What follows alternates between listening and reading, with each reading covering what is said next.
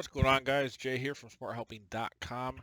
I'm going to talk about a specific portion of cash flow waterfalls that you typically see in joint venture deals, often in real estate, oil and gas, or businesses with very steady cash flows. So, what is an IRR hurdle? We'll get into that. Before I jump into the logic and explanation, don't forget, check out smarthelping.com. I've built over, one, two, three, all kinds of real estate financial models: hotel development, assisted living, mobile home park, multifamily acquisition. This is actually the model I'm using right now as an example. Uh, Airbnb arbitrage, self-storage, mixed use, short-term rentals, all kinds of stuff. So get in there. And remember, you can get the bundle for lifetime access to any template I ever add to this as well for $310. Okay, so what is an IRR hurdle? Well, what it means typically is, let's look at the cash flow of the deal. In this case, we see a requirement of $943,000 in cash, and then we see distributions of the deal each year. What the hurdle will always apply to, or in any case I've ever seen, is it applies to the limited partners' internal rate of return ever since they put in cash into the deal.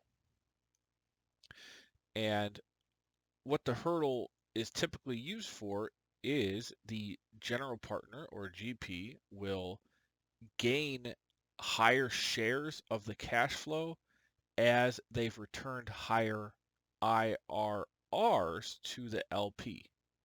So up to, in this case, the first hurdle's 10%. So what does that mean? It means up to a 10% IRR, the LP is going to get 100% of all of the distributable cash flows, or whatever percent put in here. It could be 80% or 95 or whatever. We're just putting 100%. That's like a hard pref. So 10% IRR, what is that? What does the IRR actually mean? Well, this means the investor has received their entire investment back plus an annualized return of 10%. So we see in our first tier of the waterfall what's happening. Well, we see there was, of the 943,000 of the deal, the LP has to put up, in this case, is 80%. That's defined elsewhere in the model. So that's 754,000. And every year they need to receive a 10% return on the balance of their equity until they're fully all the equity is returned plus a 10% IRR. Now in this case, $1 million is returned in year one. So that means we've returned the $75,000 10% hurdle in year one and all of the equity. So if you do here's the IRR check here, and it says, it's just doing the internal rate of return of the cash in and out for the investor or LP.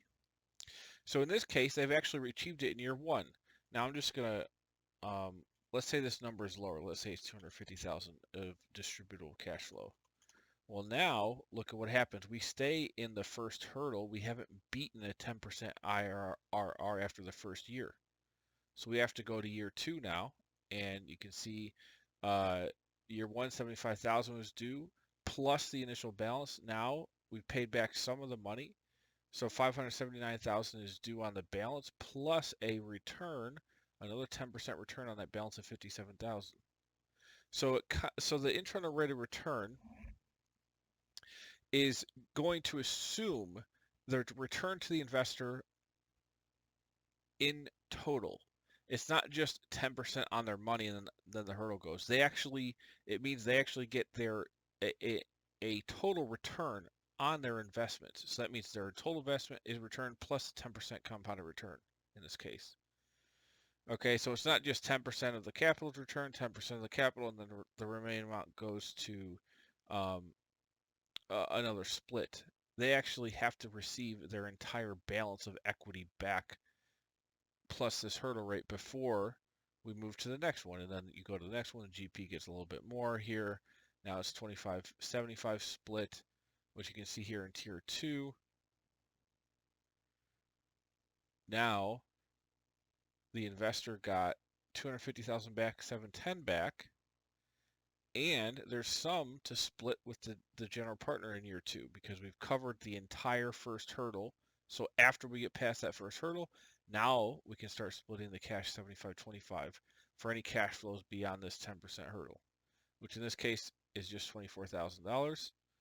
And that gets split. Now, once the investor gets past the 15%, it goes to the third hurdle. Once they get past 20%, it goes to the final hurdle in this case. And you can have as many hurdles as you want. This just has 3. So you can see after 24,000, the investor has gotten a 15% IRR here. This is going to the GP, and there's 394,000 left for tier 3. Now tier 3, we split a little bit more to the GP. Then they're still going 50-50. And then actually in year 2, we've given the investor all their money back plus a 10% internal rate of return. And now we can split the rest 50-50 because we've actually beaten the 20% hurdle. So then you split the rest like this, and it goes like that for the rest of the deal. Now some deals will have it where they can buy out, and after they return some rate, maybe it goes 100-0, and then after some rate, it goes actually 0-100, like that. Now that's pretty uncommon, or maybe 75-25, 50-50, and maybe 595. But it could be anything. It could be 0. And that's basically a buyout, saying that the investor is completely bought out. They've gotten their return here. And now every single cash flow after this $637,000 of year 2 money, the remainder goes to the GP. And the LP got their 10% return. Now this model looks like it requires some amount for the LP, so like maybe we have to put a value in here, a very small value just to see the numbers. So there you go. And so the LP gets their 10%. We actually need to make this even smaller to not see a value. Oop. But there you go. LP gets bought out. GP actually doesn't receive any money until the LP is fully bought out, and then it goes here. So there's all kinds of ways to structure these deals, but I thought that was a very important point to understand. What's typically meant by a hurdle rate, an IRR hurdle, which is different than just a total return on investment. Internal rate of return takes time into account as well.